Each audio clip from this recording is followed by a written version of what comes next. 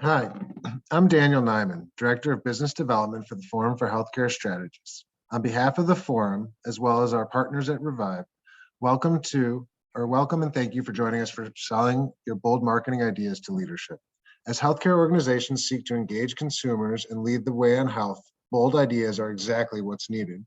But convincing senior leadership to embrace non-traditional ideas can present a challenge. So how do you get your ideas out there? This afternoon, Cynthia Schmidt, Chief of Marketing for VCU Health, and Jared Usry, Vice President of Strategy for Revive, will share insights and strategies to help us get started. One note before we begin. Attendees are participating in listen-only mode, but we welcome your questions. If you have a question for our speakers, simply enter it into the question and answer pane located on the bottom of your screen at any time. With that, I'll turn the program over to Jared. Good afternoon, everyone, if you're on the East Coast or Central. And good morning if not. As we look forward into the today's presentation, really excited to be able to talk to Cynthia, who has a wealth of knowledge for health system marketing. Cynthia, would you tell us a little bit about where you're from and how you got to where you are? Sure, Jared. Hi, everyone. Thanks for joining us today and taking some time out of your crazy schedule to learn a little bit about selling up. I started my career in marketing way back in radio, of all things, and decided to get into the advertising field after that.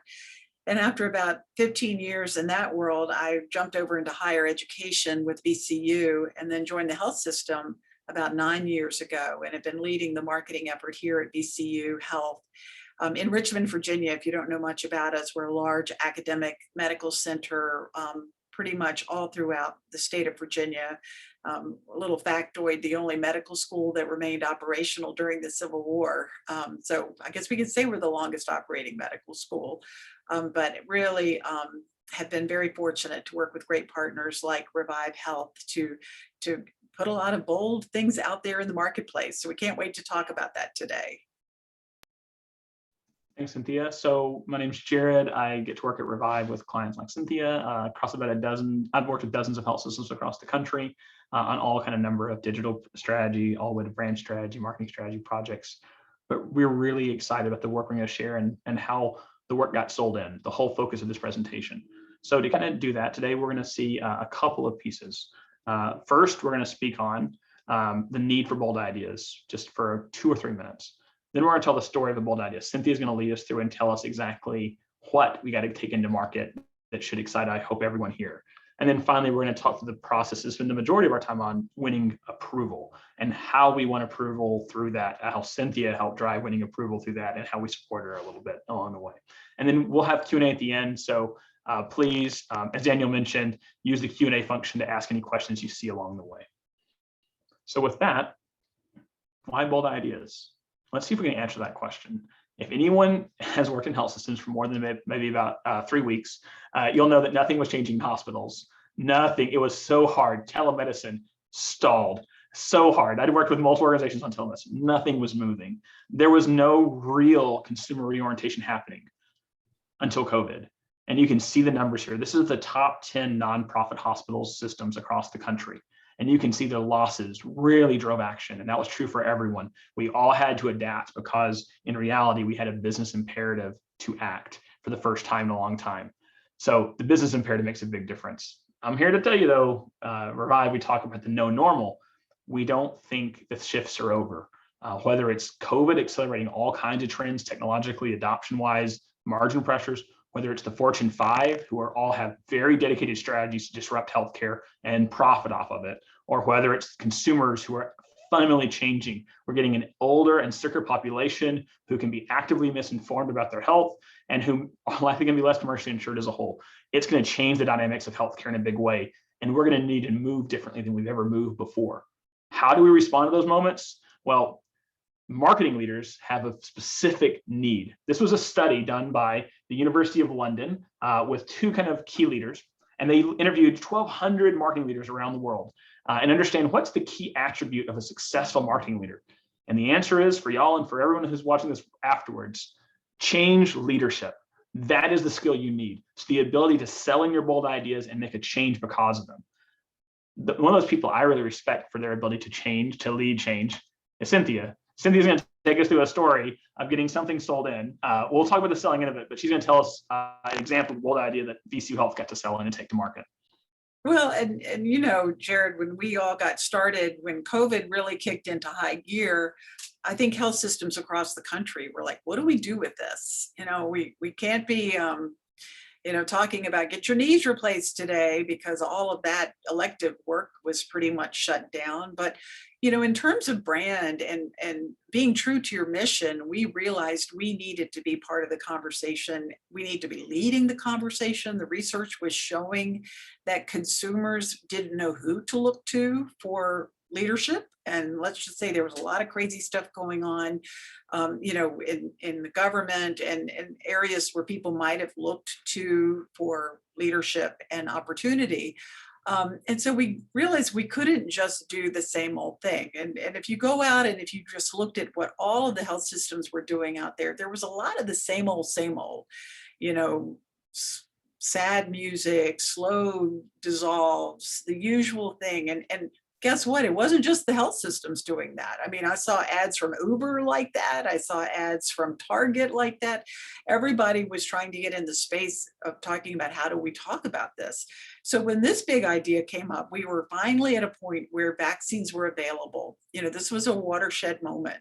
And we knew we needed to be part of the solution. We needed to be driving adoption of vaccines. So we had to first figure out, how do we do that? And how do we get the attention of the folks we're looking at? So the next slide, you'll see a little bit about how we're talking about, who the audience was. Let's say we didn't need to focus on those willing folks. There were people lined up to get their vaccine when it was available. They wanted it, they got it, they trusted the science, they believed in it. However, there were a lot of folks still in that hesitant and never. And we needed to focus more on that hesitant group. And what we found was it was a younger population. It tended to be a more diverse population, a more urban population. So we couldn't do just a one size fit all type of message. We needed to really be targeted. And I don't know about you, but any of you working in healthcare, sometimes targeting is a tough sell because everybody tries to be everything to everybody.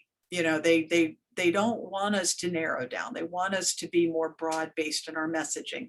So that was one of the initial hurdles we had. How do we do that? How do we speak to people on their own terms in a way that's authentic, that's understandable, and breaks through all of this clutter? Because there was a lot of COVID clutter out there in the marketplace. So how did we do that?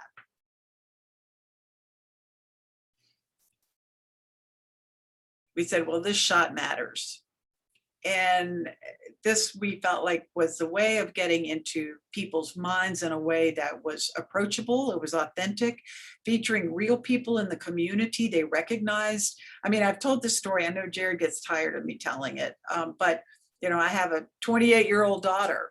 And when she first saw this campaign, she immediately texted. Well, she didn't text me. She Snapchatted me, because that's the only way I can communicate with her. She was like, oh my God, Mom, this campaign is amazing. Do you realize there's a double meaning in it? And I was like, yes, we realize there's a double meaning. And she was like, sweet. So I said, well, this is good. If it passes muster for her, then perhaps this is the right target. But I knew the minute the ad agency showed this to us, I was like, wow, how are we going to get this sold? How are we going to get people on board with this? I mean, I loved it. I love the heart. I love the fact that it played up on the Virginia's for Lovers campaign, which has always been one of the most iconic campaigns in the history of advertising. But how do we get folks to understand this was a direction we needed to go in? That was the challenge.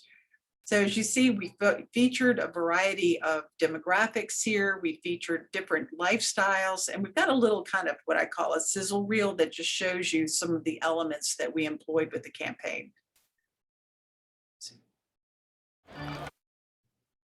Why did you get your vaccine? I got my vaccine because of my family, my mom, and my team. I just don't want to get them sick. I got my vaccine because I felt it was my duty. Definitely just to stop the spread and to keep everyone safe. Taking the shot is one of the things, no brainer, took me less than a second.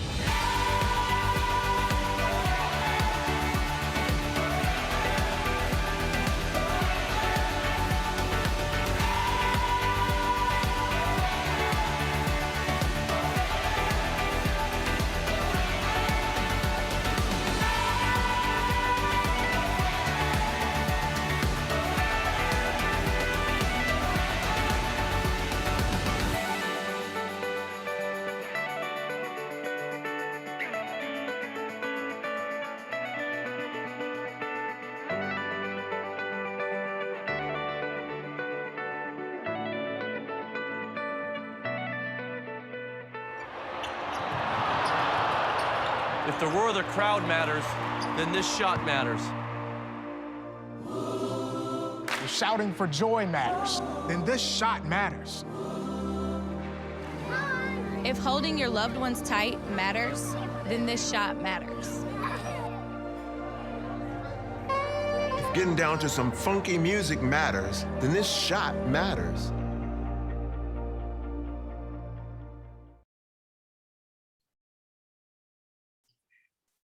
You know, that never gets old watching that again. But of course, great ideas and bold marketing really means nothing if it doesn't have an impact, if it can't be measured. Because I've never been a fan of doing bold for the sake of bold. You know, it's got to be strategic. It's got to be based on your mission. It's got to be based on your brand. And it has to work, because I've seen a lot of really crazy stuff out there in the market. And I'm the first one that loves the crazy stuff. But you know, if it's not working, it's sort of just, you know, in the wind. It doesn't work. So we got great impressions, you know, amazing engagement, lots of people visiting. The landing page, as you could tell, was very content rich.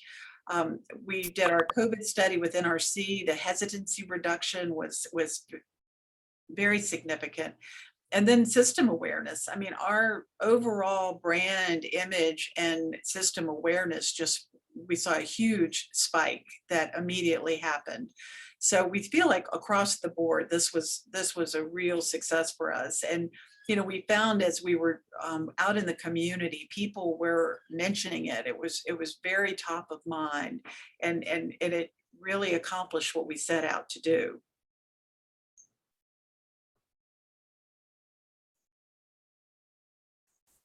So winning approval. So how do we get it sold through? You know, it's one of those things where you have to first understand, you know, who are the key stakeholders, where are the landmines, and how do you get people ready to be open to doing what could be seen as a risky move.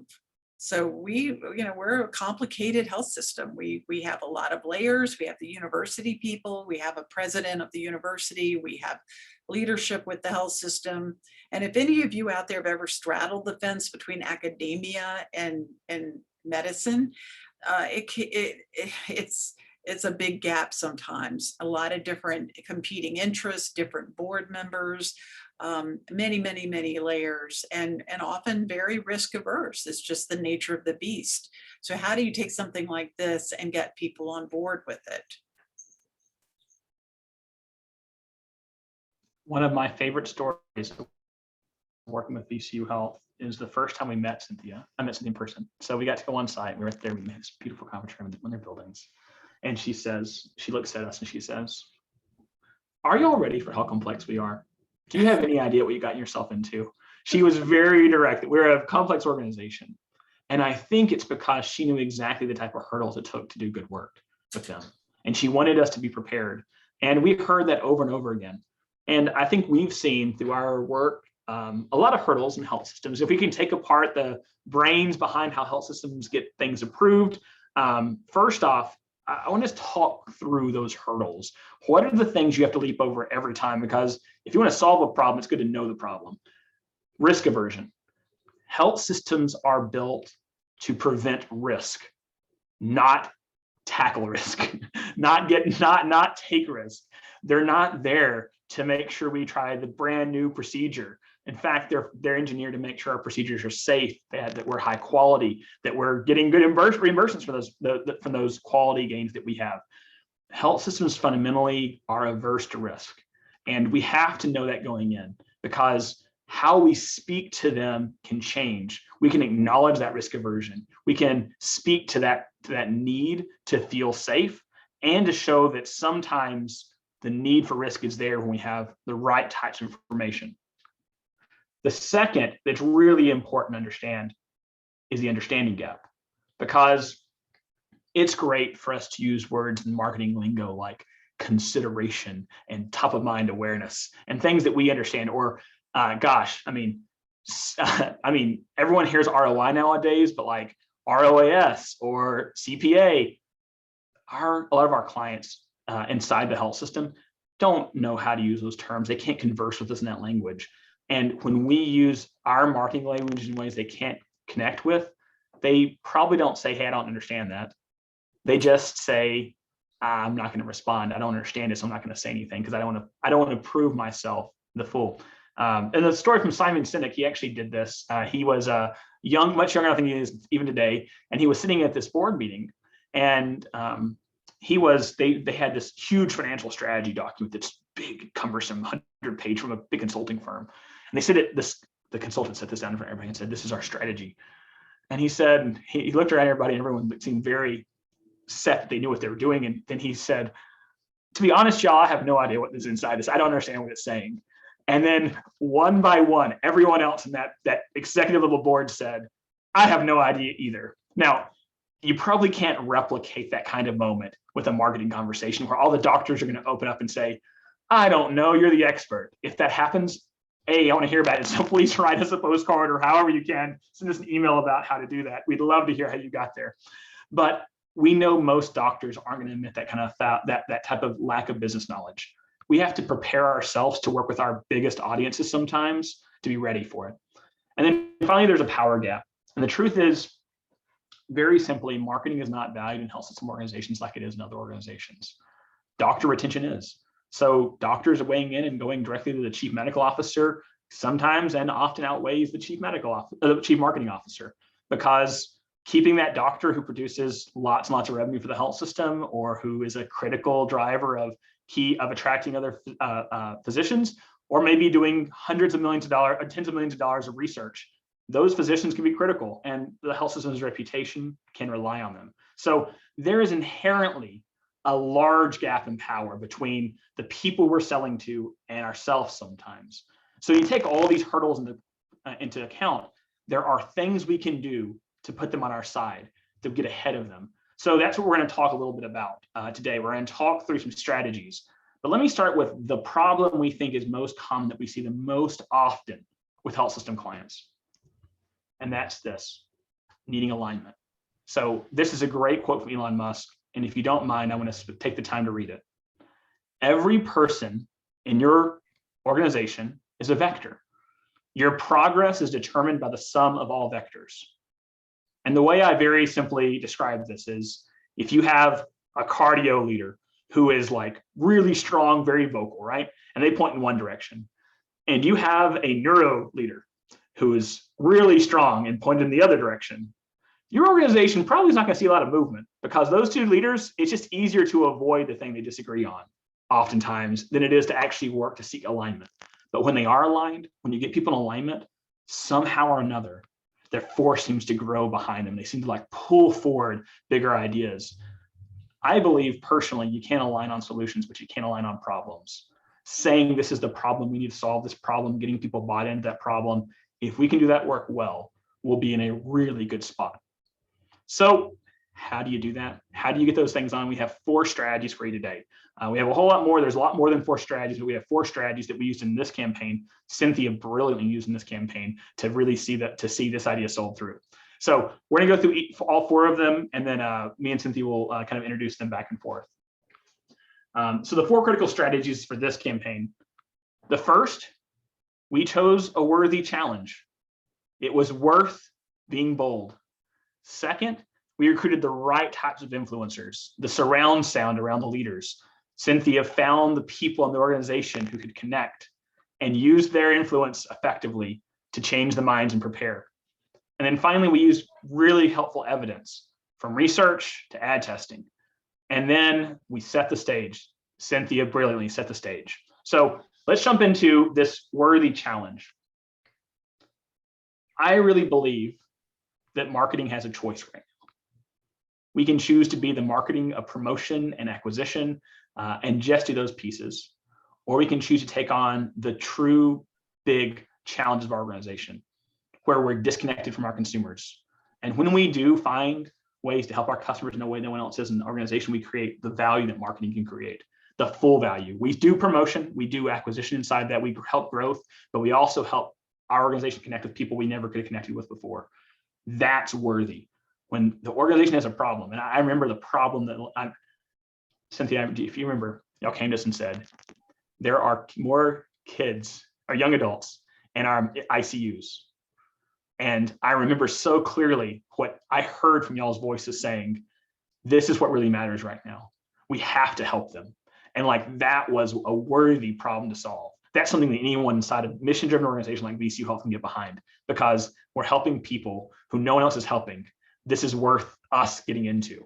And if you look at the facts of what VCU Health had already done, we knew they were already well aligned to solve for COVID issues. So a worthy challenge was important because it's really easy to align on a worthy challenge. Saying there's a vaccine problem and we can get everyone on the same page. This is the vaccine problem that we can solve for. Here's the data, here's the research behind that. We can get people aligned on that worthy challenge. You have just another solution for a challenge that doesn't matter. Let's say everyone was afraid of telemedicine. Why didn't telemedicine take off? There was no worthy challenge. Why did it take off eventually? Because doctors weren't getting paid for the appointments that couldn't happen. That's a burning platform right there if I've ever seen one. Telehealth was driven by it. This campaign was driven by the application of a worthy challenge. Cynthia's going to take us to the next one.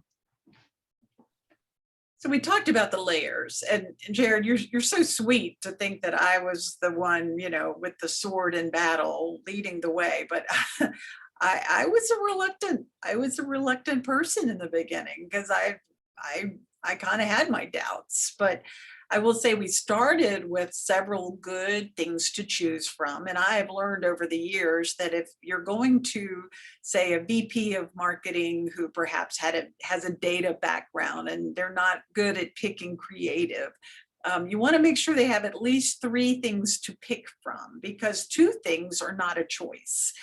So always remember that when you're trying to get ideas sold through, and make sure you have a favorite going into it, because I think that is very, they want to know what your opinion is. So, in our case, I had to first get the VP on board, and he was enthusiastic.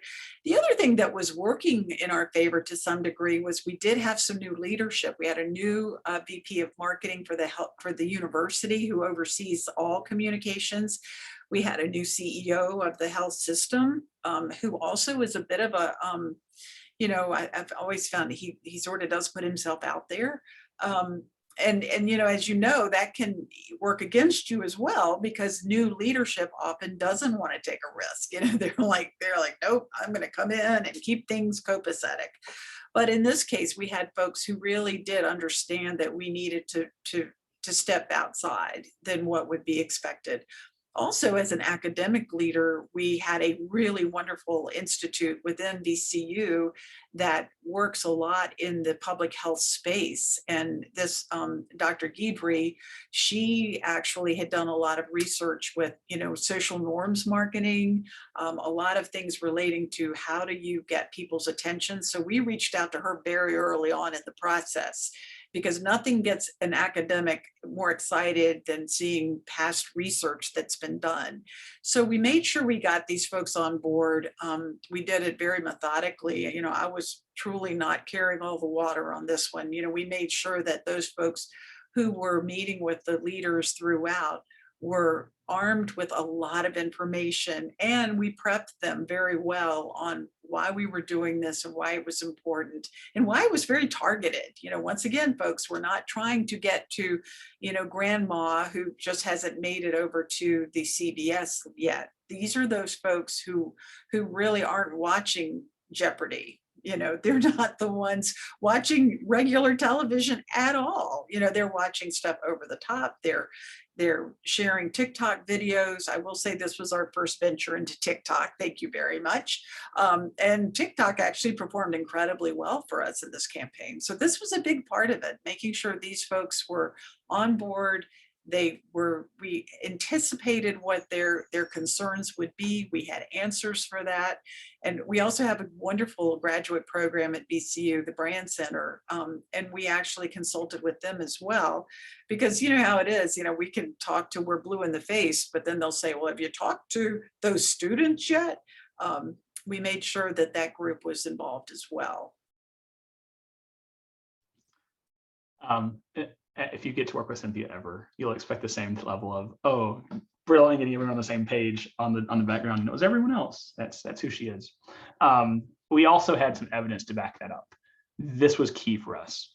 You saw a little bit of the research before, but we had in-depth research that said we knew these subpopulations were the people who were most hesitant. We knew why they were most hesitant. We knew things like what peers do they trust versus not trust. We knew that social proximity was a big driver of influence for these populations. So we knew that you had to get close to someone and not just have this like social media influencer. We needed really people from the community to be represented.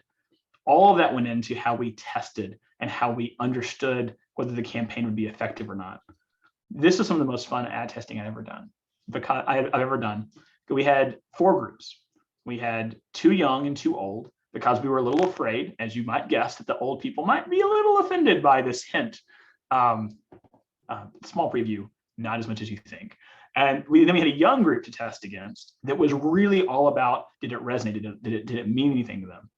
And let me tell you, the young people, I remember one of them said, they didn't want to say the words directly because they didn't know how to feel about cussing in front of us. Even I think is in the ad group, they said some of them just started laughing. Like you could just see that they were like bemused on the call. They were like, are they saying what I think they're saying? Like that was the first response, which is great. I mean, because this creative breaks through the wall of normal communications, gets them to interact with it.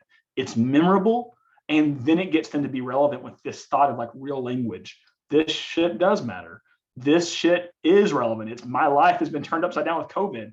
It does matter what's there. And they got that. And then of course they were saying things like, this ish matters when they talked about it in the focus group. They couldn't quite bring themselves to use the word because they weren't sure if it was right or not. They still felt wrong about it. But you know what surprised me just as much were the old people. When we had the 2 groups, there was this guy, you see this shirt on this slide that we have here. And he said, you can read the quote, I would definitely buy a t-shirt that said, get your shot, this shit matters. He was so excited for it. And then there was this other woman, she was a little old lady in the back of the, like kind of like that we were interviewing, and she hadn't talked a lot. She was a little church going lady. And I thought, oh gosh, I'm just waiting for her to tell us what it is. I'm waiting for her to be like, this never work and can't believe it didn't happen. She said, well, I guess the moment calls for things like this sometimes. Sometimes you need to make that. And the fact that we all could understand and relate to something like this, that this double entendre, I thought was really, really great. And having that type of evidence is so helpful when you go to leadership, because you can say, we've tested it, we verified it, we have the research behind it. And doctors are scientists for the most part, especially academia. They want the proof, they want the research, they want to understand the differential diagnosis. The more we can speak their language and show them proof and evidence that works in the way they do and the way they work, the more chance they have of accepting your ideas and saying, wow, y'all really thought this through. Because while marketing may not have the power over them, we can speak to them in their language and do our best to get close to them. So that's how we were evidence backed.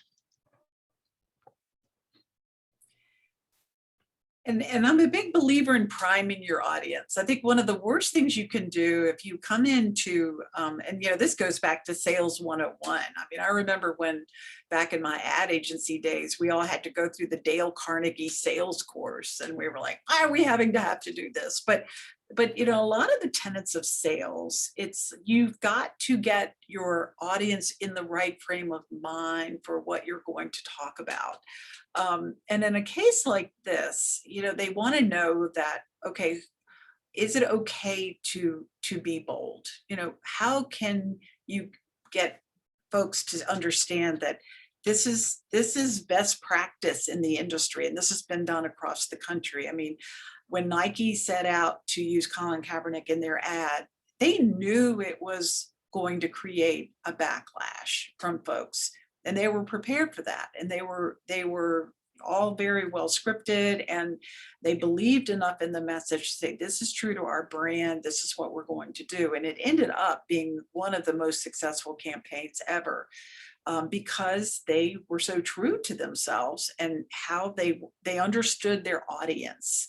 The same thing if you saw the campaign that ran years ago that was with the organ donation group, where they needed to get young men to sign up to be organ donors. Let's face it, this was where a lot of organs were becoming available because of risky behaviors of the 18 to 22-year-old group.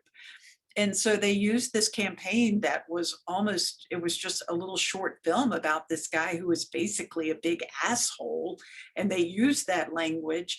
And as it turns out, when he died, this horrible human being was an organ donor. And so it turned quickly to all of these lives saved, and it was incredibly successful.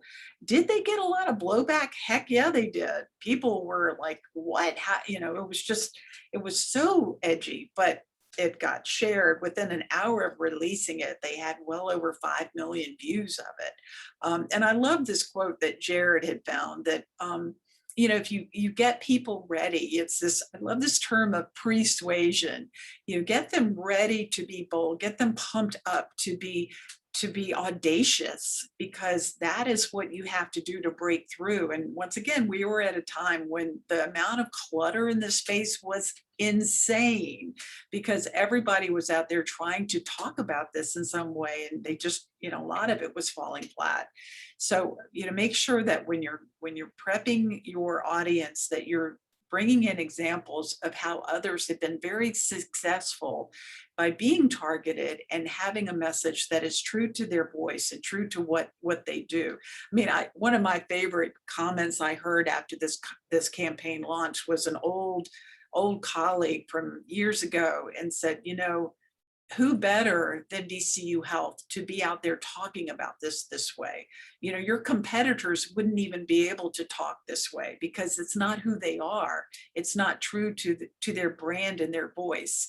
And so it just was like, yeah, this is the right thing for us to do. And I think it was a big part in how we were successful at the end. I agree. And I think those moments can be so carefully planned that we can get prepared audiences for. We can give them examples. We can send a meeting invite. Like, meeting invites matter. What you say you're going to discuss can matter. So like really thinking through the entire meeting experience where you're pitching these ideas, or the email where it goes through. And if at all possible, make it a meeting. Make it an actual conversation where you can show passion and caring. Because somehow I think people, when you believe that work you do makes a difference, they believe in you as much as they believe in the work. And selling big ideas is as much about selling yourself sometimes it is about selling the actual work itself and saying, I believe in this. I believe we can make something happen. And I don't, this is maybe health systems like VCU, but like they care that we care. I believe that. I believe that this matters for doctors, because they want to see the mission reflected in us. So that's our presentation. We had 4 strategies to sell up. This was a bold campaign. We're really proud of the work. We'd love any questions you have. So if you have questions, put them in the Q&A. We have a couple that we've been chatted to us. So if I can recap while we might have questions coming in, just to recap on the strategies. First off, we need to pick worthy challenges. Worthy challenges are worth being bold for. If you're trying to drive very limited types of volume for something really generic, you're probably not going to get the chance for maybe as big a bold idea, especially not from senior leadership. Second, we want to recruit influencers. So when we think about recruiting influencers, finding the people of influence, letting them see the campaign before so that they can really believe in that work. We had a client one time who the head of neurosurgery saw some creative on the chief marketing officer's desk. And when they saw it, they believed in it so strongly that they were like, we have to take this. And so they became one of the best allies for the system. Know your allies, know who's going to be attracted to bold ideas, recruit them, let them carry your water for you. We have to be evidence-backed. We need to make sure we have the data and research necessary, and then finally prime your audience. So with that, if you have questions or want more of the strategies, click on the guide below. I think there's a link in the chat, but we'll jump into questions now. So I think, Cynthia, the first question is, were there any people who resisted? Who are the resistors inside the system? What did they say? How did you react to that? Well, yeah, of course we had resistors. I mean, we had, first of all, even people within our own team that were like, people they were afraid of the negative blowback. And a lot of times, it's people that have to deal with that blowback. It's like, but what we did is we actually created like talking points and issue guides so that we all knew what exactly we were going to say if we got that. And so I think that's like anything. If people okay, we all are in agreement. We may get negative. I mean, I'm a believer now. There's everything you do is going to get negative feedback now because it's the world we live in. You know, we can't escape it. I remember one time we did an ad for medical research, and it was kind of clever. It had some pictures of tombstones that said, "Thanks to medical research, we'll need fewer of these." And we had a complaint from a headstone manufacturer. I said, well, there you go. You know, there's always somebody. But if you're prepared for that, you know, if you've got those pieces in place, you're good to go. Of course, we did hear from some physicians because we weren't picturing any doctors. You know, and not just our research, but any research out there will show consumers really don't want to see doctors. They really don't. They want to see people like themselves. They want to see themselves in the messaging. And it was interesting when we put out the casting call for this campaign, because these are all people. There are no actors here. We had to kind of eventually cut it off because everyone wanted to come in and tell their story. And we had this great system where they'd come in and be photographed, and then we'd take them to the other side of the studio and have them just talk in a video. And I'm telling you, there was some pretty tough stuff that was talked about. And we had quite a few folks who were very vaccine hesitant, and there were several who actually had COVID and realized afterwards they had made a big mistake. And you know, we had to be careful too that we weren't being preachy or, you know, shaming or any of that, because, you know, that never works. It was really people telling their story from the heart that mattered. I remember the first time I saw this creative, and we get to do an internal review before it ever gets to Cynthia and team, and I was like, and there was this moment I'm like, if we could get this to happen, it would be the most resonant message we've ever launched for VCU Health. I think it would really work well. So I think in that moment, I remember us being like, we can make something so big, and the team, our team just got so excited about it. And then what I loved was watching the Marcom team at VCU Health get excited about it. And I think that changed the mind right there. Just a level of like willingness, because when we present it to the internal team, these are the moments I'll like write down in my heart. It's like good moments. We present it to Cynthia. Cynthia came in and said, "That's the one." And then like all of her team members were like, "That's the one. That does something different. That does something." And then you could just see the fire start building, and it never stopped. It just kept growing and growing and growing. And that was kind of the coolest part of a campaign like this: boldness, but boldness that needed to be sold. We have a question from someone in the audience. As you said, healthcare systems are complex. When talking with a healthcare partner, is it best to ask directly who has given approval to move a solution forward? Cynthia, you want to weigh in first there? Yeah, absolutely. In fact, I don't think we do anything now without thinking about who is our approval. So, you know, set. Who are the folks who need to be brought in? And we knew with this one, it needed a pretty big list because of the nature of the message, the fact that, you know, so much focus was on the health system in the community at the time. This is a healthcare moment like we've never seen in the history of healthcare moments. And so we realized it needed to be a very broad group, and it actually was a much larger group than we typically would do. So I think it's a great answer, a great question to pose before you embark on anything like this: is who ultimately needs to see and who needs to approve this? Because I mean, the day of someone like myself being able to approve everything is long gone. I miss those days, but that's not the world we live in now. We are very much in a world of committees, and a lot of it, unfortunately, I think it's leadership not wanting to, you know, put their neck out. So they're like, well, let's just get everybody to weigh in. And as you know, things can get watered down very quickly when that happens. So it's good to have that roadmap already mapped out when you're trying to get an idea like this across the finish line. And this is just from Revive has some questions that we use to ask our clients. Who are the people who weigh in, who've weighed in the past? Like looking at the past, who has been the breaker of the question? Who has been the person who has like stopped the last campaign that didn't get through? Like you have a lot of retrospective questions you can ask to understand that.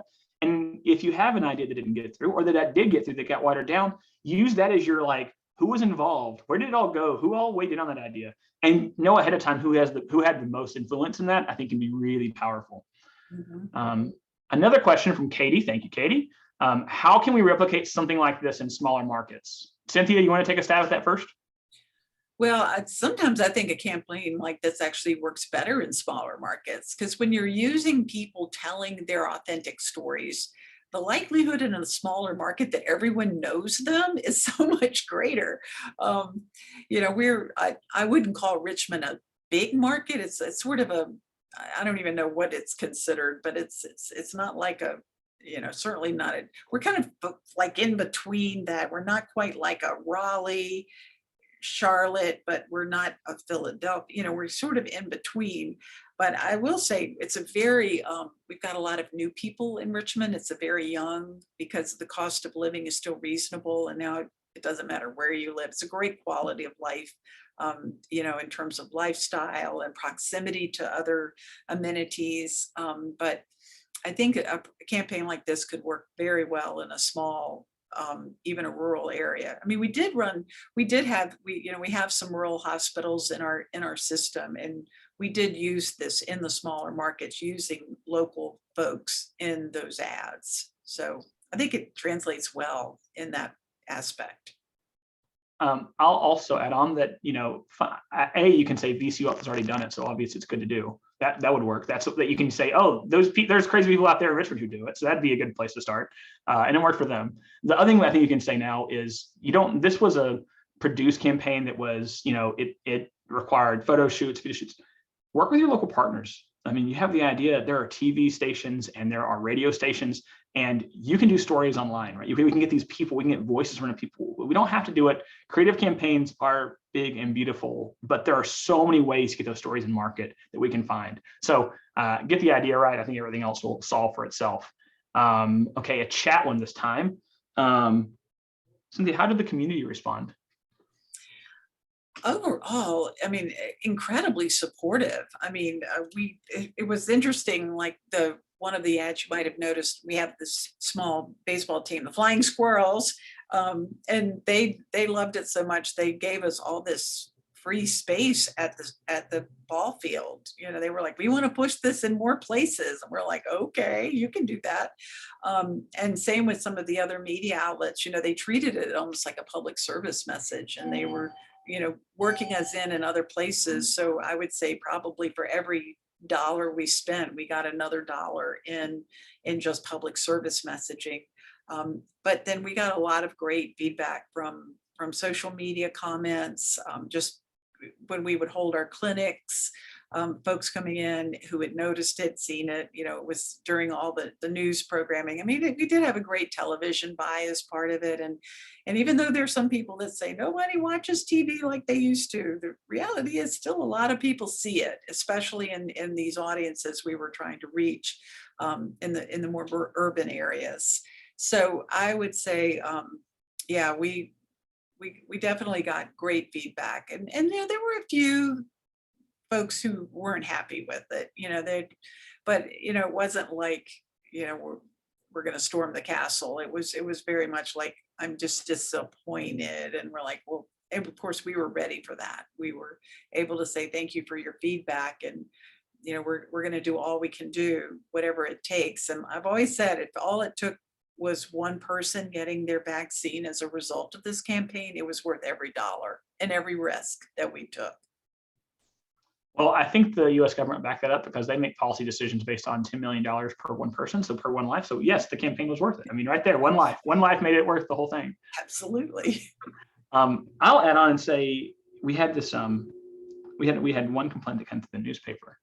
Did you remember this, Cynthia? Do you remember this? There was one person who wrote the newspaper, and they were like, she wrote this like, I can't believe your newspaper would endorse a message like this. It's to live beneath you and beneath the organization. And you're like, and then the newspaper came back and said, yeah, we are so glad you're running this campaign. We believe in it fully. We know we have a subscriber who's unhappy, but you know what? You're doing the right thing. Keep going, VCU. And I was like, that's building a better relationship between our media partners too. Cynthia, sorry, I didn't mean to. No, you're so right. I mean, it's not often that like a newspaper would say, look, we received a complaint, but we don't think you should back down. We believe in what you're doing. And I know there's that line between paid and editorial, but it's a little fuzzy these days. So I feel like, having those messages in the paper, it's where you have to be for those influencers. All right, then I just have two other groups, and this is just a question I've been wanting to ask you for. Also, I'm going to ask one of my questions. I'm going to add one. What was the Marcom team like? How did they respond when it got approved? Because I don't think I've ever asked you this question. What happened inside the Marcom team when this whole thing happened? What was it like? Well, things were happening very quickly, and once we got the green light, then I know our CEO was so excited. He wanted it, out there the next day. And of course, we were building a lot of the owned content ourselves. And so everyone had to drop everything. Because guess what? We were doing a ton of other stuff that was COVID related, that was not like this. It was just managing, like, what is your visitor hours today? What is your masking policy? What is all of that communications? We were it was day to day, minute by minute, hour by hour. So we kind of had to get the team to stop, drop, and roll to get these assets built. And it was a lot. It was, all of that content that we had, the photography, the video, the editing. It was a massive undertaking. And so there was a little bit of grumbling. There was like, what? You want us to get this out in 4 days? But they did love the work. And I think it helped them, go, okay, we're all in this. We're going to make it happen. We're going to get it out there. And it really was a full court press for all of the team members internally. So I think that wraps up the questions I have that we have. If anybody else has one, please add. But I'll just summarize and say, big ideas matter more than ever. We need them. We need healthcare providers who are going to stand up, because there are only big issues coming for people's health. We have a sicker population than ever before. We're going to have to be more relevant than ever before. So take it as a mission. Part of if you're in healthcare, this can be a big part of why your work is valuable. It's why I love to get out of bed and work on this stuff. I think it's why people at VCU Health do too. So thanks you for letting us talk about this. When you get ready to sell up, reference the guide if it's helpful, reference the strategies if they're helpful. Just remember, the first audience is always the inside audience, because it doesn't go to the extra audience if not without, and treat them like an audience. Know what they worry about, know what they're going to say, what they've said in the past, know that audience, and everything else will sort itself. We really believe that. So thanks for the time. And then Daniel, I think you might have some wrap up words. Thank you, Jared. I'm sure the audience joins me in thanking you and Cynthia for sharing your insights and experience today. Thanks also to all of you in the audience for taking the time to join us for the important conversation. Note, if you asked a question that we weren't able to get to, we'll do our best to get a response to you. We'll also be sending out a link of the webinar recording in the next few days, so be on the lookout for that. Finally, be sure to give us your feedback by completing the evaluation survey as you exit the webinar. We look forward to seeing you at future webinars and at the Healthcare Marketing and Physician Strategy Summit, May 16th to 18th in Salt Lake City. Check the forum's website, healthcarestrategy.com, for more details. That concludes our program. Thank you, and all have a great day.